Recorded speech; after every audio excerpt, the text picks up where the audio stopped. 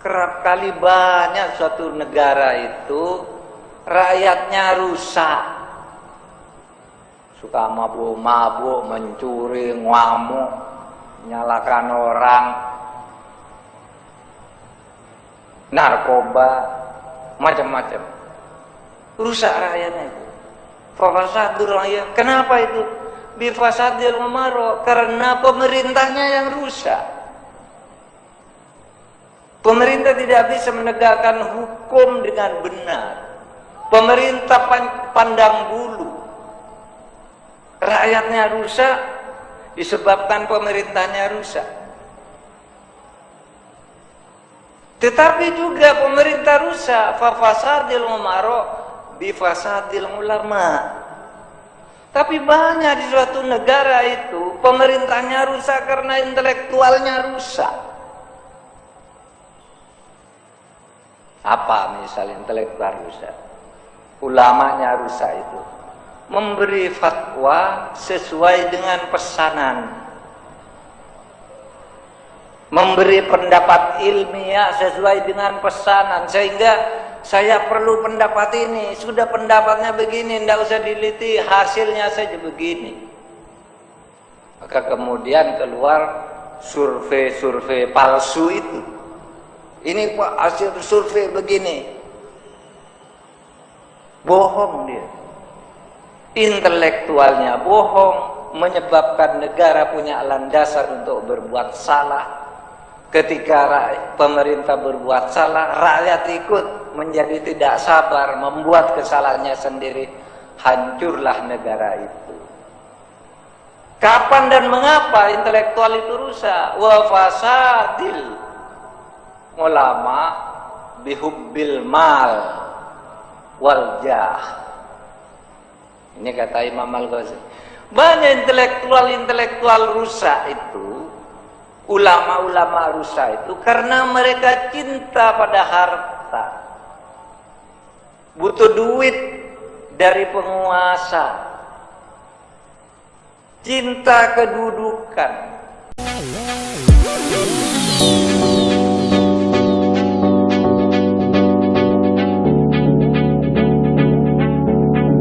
Muslim yang bagus, sisi tak boleh. Selama orang itu mengaku saya Islam, membaca syahadat, dan misalnya dikatakan di KTP-nya saya Islam, ya dia tidak boleh dikafirkan apapun yang dia lakukan. Karena apa? Karena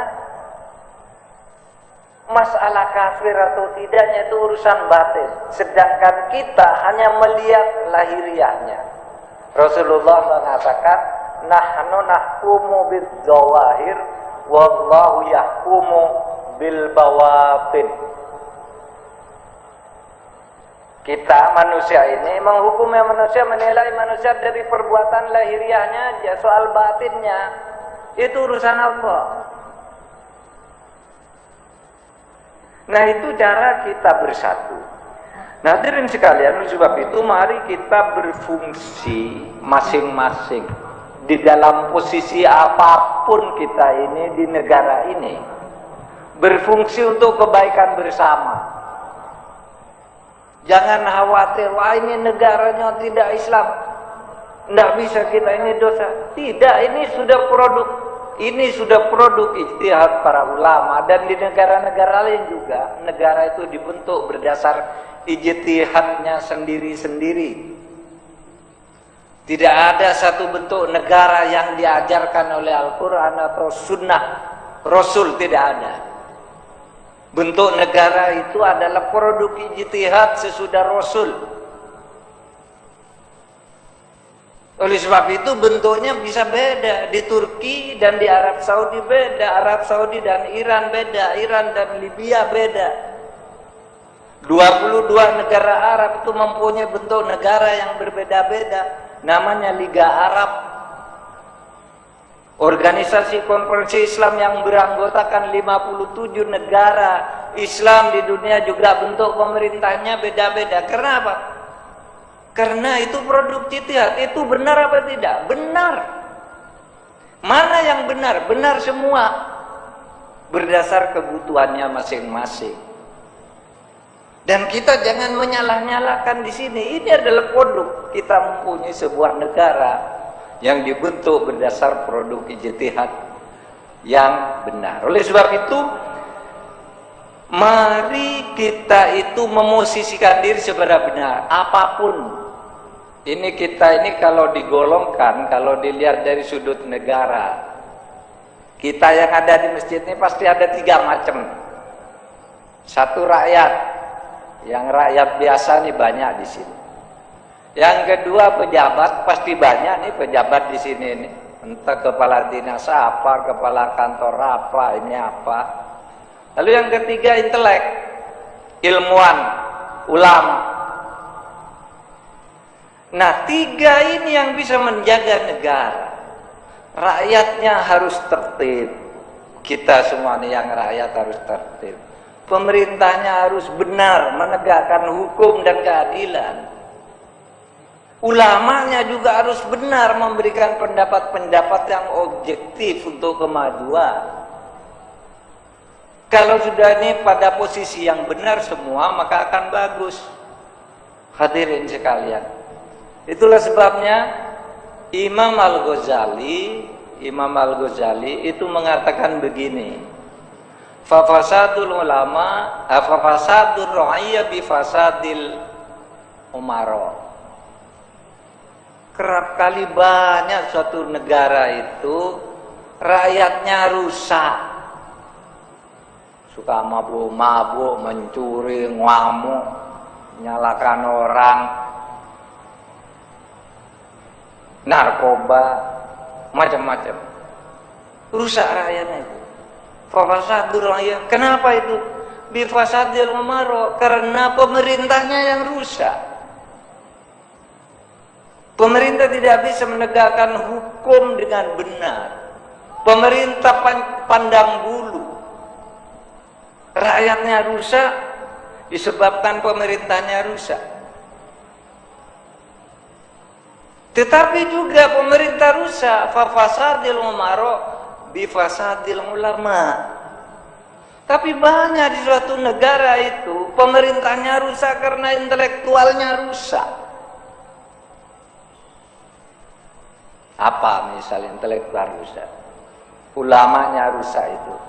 Memberi fatwa sesuai dengan pesanan.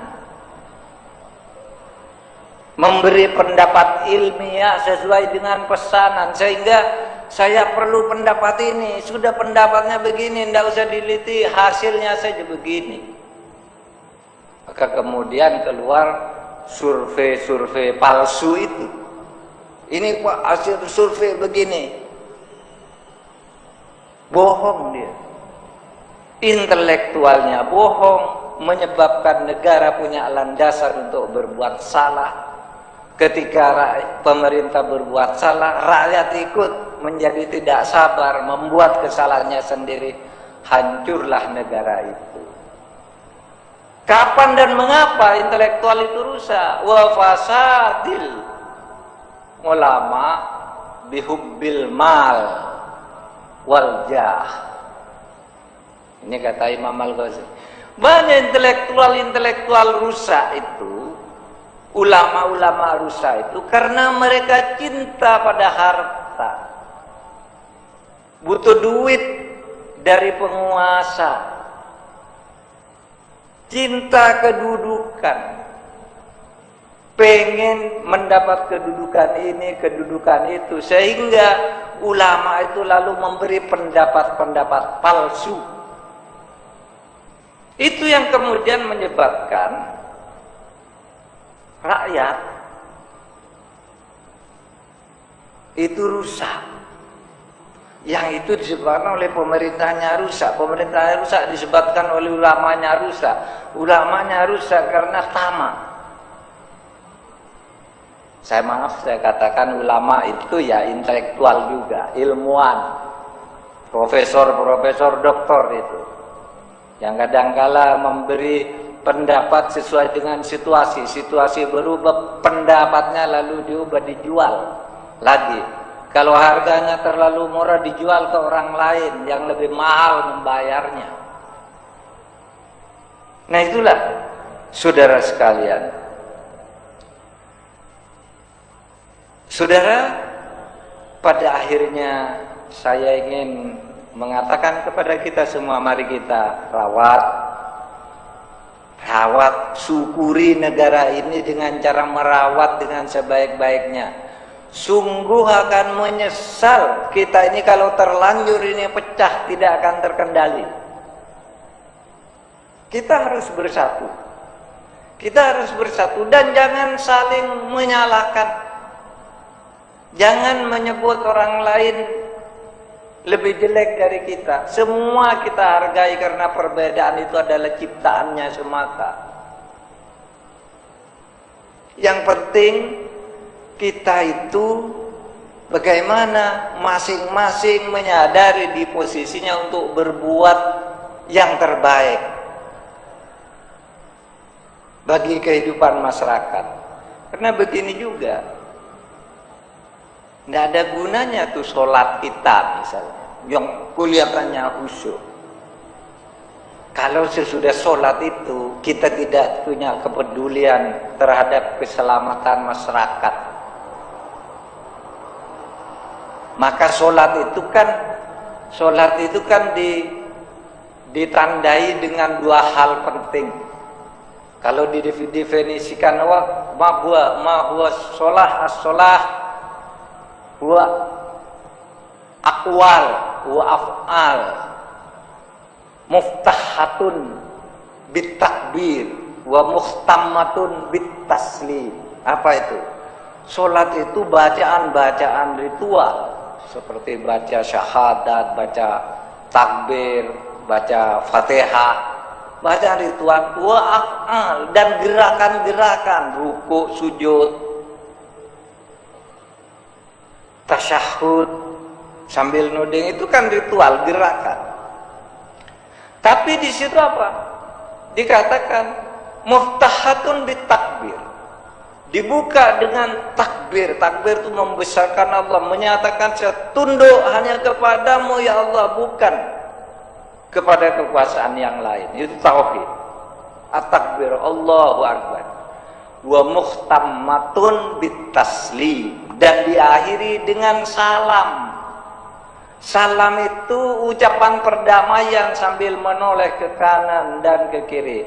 Assalamualaikum warahmatullahi, assalamualaikum warahmatullahi. Itu artinya apa? Artinya orang yang sholat itu nanti sesudah keluar dari sholat ini, dia memperhatikan kanan kirinya. Saya harus berbuat baik ke sana. Oh, di sana ada kejelekan, saya peringatkan.